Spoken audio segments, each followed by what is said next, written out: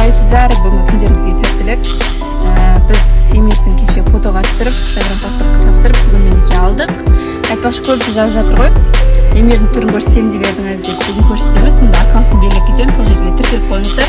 Бірінші болып постты көріп, лайк басатын боласыздар.